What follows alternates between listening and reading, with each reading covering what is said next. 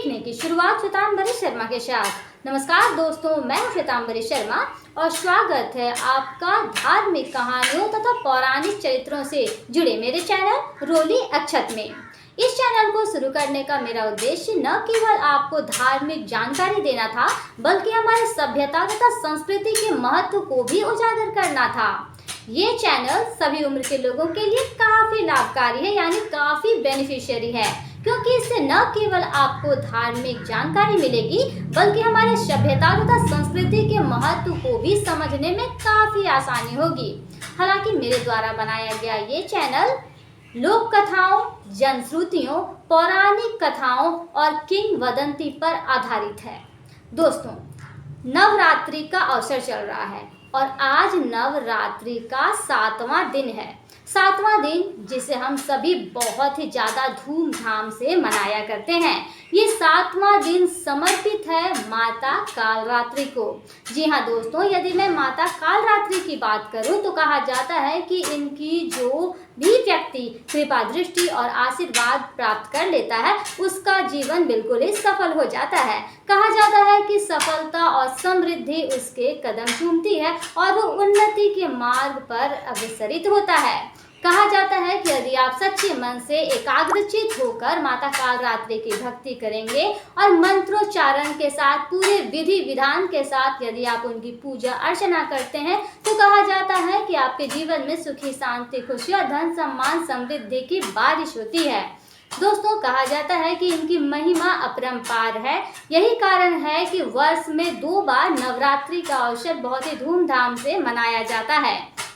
हमारे भारत के हर राज्य में नवरात्रि के त्योहार को काफ़ी धूमधाम से मनाया जाता है और नवरात्रि को हम दुर्गा पूजा के नाम से भी जानते हैं। कहा जाता है कि 9 रूपों में माता कालरात्रि का दिन बहुत ही ज़्यादा महिमामयी है। कहा जाता है कि इनकी जो भी व्यक्ति कृपा दृष्टि प्राप्त कर लेता है, वो तो तर ही जाता है, वह इहलोक और परलोक दोनों में उसे सद्गति की प्राप्ति होती है।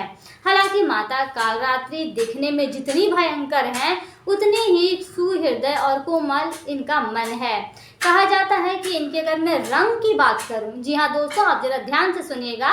यदि मैं इनके रंग की बात करूं तो कहा जाता है इनका रंग बिल्कुल रात्रि की अंधकारमय की तरह काली है। और इनका रूप की यदि मैं बात करूं तो वो काफ़ी भयंकर है। इनके बाल आपको बिखरे हुए नजर आ सकते हैं और इनके गले में जो माला है वो बिल्कुल बिजली की तरह चमकती है। दोस्तों, कहा जाता है इनकी सवारी गर्दभ है और इनकी 3 आँखें हैं। इनके सांसों से अग्नि प्रज्वलित होती है, ऐसा कहा जाता है। किंतु इस रूप में भी ये शुभंकरी हैं। शुभंकरी इसलिए क्योंकि इनका नाम ही शुभंकरी ऐसा कहा जाता है, ऐसा पड़ चुका है। कारण ये है कि ये शुभ फल देने वाली माता है। यही कारण है कि माता कालरात्रि का एक नाम शुभंकरी बताया जाता है। दोस्तों, इनके बारे में ये भी कहा जाता है कि अपने भक्तों पर अपना कृपा दृष्टि बनाने में जरा सा भी देर नहीं करती हैं और यही कारण है कि नवरात्रि के 7वें दिन बड़े ही धूमधाम और विधि विधान के साथ में इनकी हर जगह पूजा अर्चना की जाती है।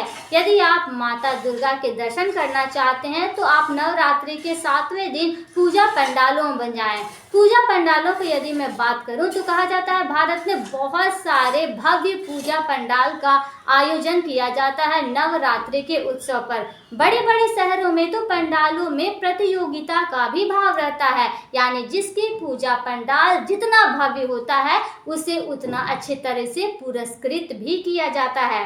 खैर, मैं अब बात करती हूँ माता के महिमा के बारे में। इनकी महिमा ऐसी है दोस्तों कि इनको नाम का अगर आप स्मरण कर लें तो दैत्य दानव और भूत प्रेत कहा जाता है बिल्कुल ही डर कर भाग जाते हैं, यानी इनके नाम से कांपने लगते हैं और व्यक्ति को रात्रि से भय से हमेशा से मुक्ति मिल जाती है, यानी उसे बिल्कुल भी किसी चीज का भय नहीं होता है और उसे यश कीर्ति तथा बल की प्राप्ति होती है। ऐसी है माता कालरात्रि की महिमा। दोस्तों, इनसे जुड़ी कई कहानियाँ शास्त्रों में विद्यमान हैं, यानी पौराणिक कथाओं में इनसे जुड़ी कई कहानियाँ विद्यमान हैं। लेकिन इनमें से एक कहानी आज के इस वीडियो में मैं आप लोगों के साथ में शेयर करने वाली हूँ। ऐसा कहा जाता है कि माता कालरात्रि जो थी उन्होंने रक्त बीज का उद्धार किया था। ये कैसे किया था वो मैं आज के इस वीडियो में आप लोगों के साथ शेयर करने वाली हूँ। दोस्तों, कहा जाता है कि प्राचीन काल में जब असुरों और देवताओं का बोलबाला था, पृथ्वीवासी किसी तरह से अपना जीवन जी रहे थे, उस समय शुंभ निशुंभ तथा रक्त बीज नामक दानवों ने पृथ्वी को काफी तंग करके रखा हुआ था और देवताओं को काफी परेशान कर रखा था। कहा जाता है कि पृथ्वीवासी और देवता सभी उसके आतंक से बहुत ही ज्यादा परेशान हो चुके थे। कहा जाता है कि इसके बाद सभी देवताओं ने मिलकर त्रिदेवों के पास जाने का काम किया, लेकिन उससे पहले वो सबसे पहले तो भगवान भोलेनाथ के पास गए, यानी जो कि हमारे शिव जी हैं, जिन्हें कि हम इस सृष्टि के विनाशकर्ता के रूप में जानते हैं, जो कि त्रिदेवों में सबसे ज़्यादा भोले भाले हैं। खैर, भगवान शिव की जितने मैं महिमा का गुणगान करूं उतना तो कम ही पड़ता है। तो मैं आती हूँ वापस से टॉपिक पे। कहा जाता है कि माता कालरात्रि जो थी उसी समय उनका उद्भव हुआ था जब बहुत सारे असुरों ने इस पृथ्वी पर उत्पात मचा रखा था, जिसमें शुंभ निशुंभ और रक्त बीज जो है बहुत ही ज़्यादा महत्वपूर्ण थे। इन लोगों ने बहुत ही ज़्यादा परेशान कर रखा था देवताओं ने को, इसीलिए देवता जो थे भगवान शिव के पास चले गए। वहां जाने के पश्चात वो भगवान शिव को अपनी व्यथा, अपनी करुणा कह सुनाते हैं। तब भगवान शिव ने इस बारे में माता पार्वती से बात की। कहा जाता है कि माता पार्वती ने उसके पश्चात माता दुर्गा का रूप धारण किया और शुंभ निशुंभ की हत्या कर दी, यानी उनका वध कर दिया, और इस पृथ्वी को और देवतागण को उनके अत्याचार से बचाने का काम किया। लेकिन जहां तक बात है रक्त बीज की दोस्तों, तो उसे एक विचित्र वरदान प्राप्त था। उसे वरदान ये प्राप्त था कि जब भी उसकी मृत्यु की बारी आएगी, यानी जो भी उसके गले को काट देगा या फिर कोई भी उसे आघात करने की चेष्टा करेगा, तो खून की जितनी बूंदें पृथ्वी पर पड़ेंगी उतने ही ज्यादा, यानी लाखों के रूप में रक्त बीज का जन्म हो जाएगा। यही कारण है कि माता दुर्गा ने रक्त बीज का वध करने में खुद को असमर्थ पाया। तब उन्होंने माता कालरात्रि का आह्वान किया, यानी उन्होंने अपने तेज से माता कालरात्रि को प्रकट किया और माता कालरात्रि ने एक ऐसा कार्य कर दिखाया जिससे कि रक्त बीज का सर्वनाश हो गया। कहा जाता है कि जब माता दुर्गा ने अपने त्रिशूल से रक्त बीज का वध करने की चेष्टा की, तो उसके गले से या फिर उसके शरीर से जो खून की बूंदें पृथ्वी पर पड़नी थी उसे माता कालरात्रि ने अपने मुंह में भर लिया, और यही कारण है कि फिर कोई रक्त बीज इस पृथ्वी पर प्रकट नहीं हो सका और इस तरह से रक्त बीज का खात्मा हो गया।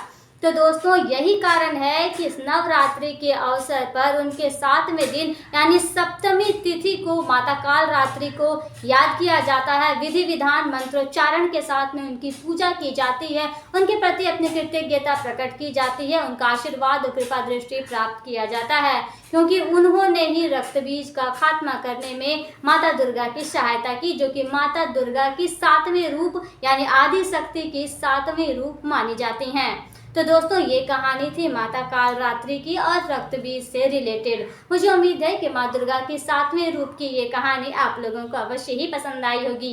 यदि ये कहानी आप लोगों को पसंद आई है या फिर इस कहानी से आपने कुछ सीखा है, आपके लिए थोड़ी सी भी लाभकारी सिद्ध हुई है, तो कृपया मुझे अपनी राय कमेंट करके अवश्य बताएं। साथ ही आप मुझे सपोर्ट करने का भी काम करें। मुझे सपोर्ट करने के लिए बस आपको मेरे इस चैनल को लाइक, शेयर और सब्सक्राइब करना होगा, ताकि मैं मोटिवेट हो सकूं और आपके लिए तरह तरह के रोचक वीडियोस बना सकूं, आपको धर्म एवं ज्ञान की बातें बता सकूं। न केवल अपने वीडियोस के द्वारा आपको धर्म से रिलेटेड जानकारी दे सकूं, बल्कि अपनी सभ्यता और संस्कृति के महत्व को उजागर करने में भी अपना योगदान दे सकूं। और उम्मीद है दोस्तों कि आप मेरे इस कार्य में मेरा सपोर्ट यानी मेरी सहायता अवश्य ही करेंगे, तो ही मैं ये काम कर सकूंगी, और मुझे इसीलिए आपकी सपोर्ट की नितांत आवश्यकता है। तो दोस्तों, आज के इस वीडियो में केवल इतना ही।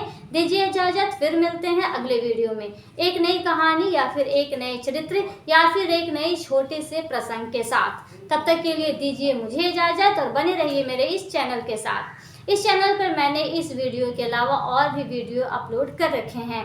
मुझे आपसे ये कहना है कि आप मेरे इस चैनल पे जाएं और इस वीडियो के अलावा और भी बाकी वीडियोस जो मैंने इस चैनल पे अपलोड किए हैं आप उससे देखें, आप उससे सीखें और धर्म तथा ज्ञान से रिलेटेड और भी कई जानकारियां प्राप्त करें जो कि आपके लिए लाभकारी होगी, सिद्धकारी होगी या ये कह सकें कि बेनिफिशियरी होगी। ठीक है दोस्तों, आज के इस वीडियो में केवल इतना ही। दीजिए इजाज़त, फिर मिलते हैं अगले वीडियो में। तब तक के लिए धन्यवाद।